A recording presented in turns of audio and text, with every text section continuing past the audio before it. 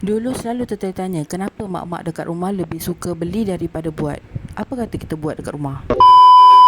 Mula-mula masukkan 300 gram tepung gandum high protein, 3 gram garam, 50 gram gula pasir, 4 gram yeast, 1 sudu makan susu powder, 1 biji telur, 140 ml air sejuk, 35 gram margarin. Mixer sampai adunan jadi dough dan tak melekat. Bila dah jadi dough, uli sekejap dan rehatkan 30 minit. Selepas 30 minit, dough dibahagikan jadi dua dan bulatkan, biarkan 15 minit dalam bekas yang dah disapu dengan margarin. Selepas 15 minit, uli lagi jadi macam roti roll, dua-dua bahagian dough tu, dan masukkan dalam loyang pembakar roti yang dah disapukan dengan margarin dan biarkan selama 1 jam supaya dough mengembang.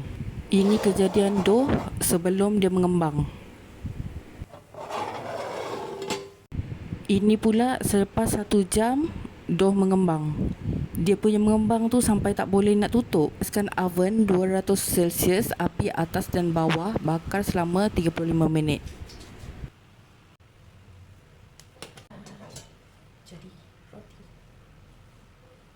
Pembuatan roti sebenarnya simple, cumanya nak kena sabar sebab ada tunggu 30 minit, 1 jam, 30 minit, 15 minit, tergantung pada cara orang masak. Ada orang yang buat kukus, ada orang yang buat dalam oven, tapi take time. Sebab orang lebih suka beli roti daripada buat roti. Tergantunglah, itu kan individu. Sama ada nak yang segera ataupun nak yang sihat, tergantung pada setiap individu. Tapi pembuatan rumah lebih sihat dan bersih. Semoga resepi ini bermanfaat buat korang dan ahli keluarga korang. Terima kasih kerana menonton. Bye-bye. Bye-bye. See you later.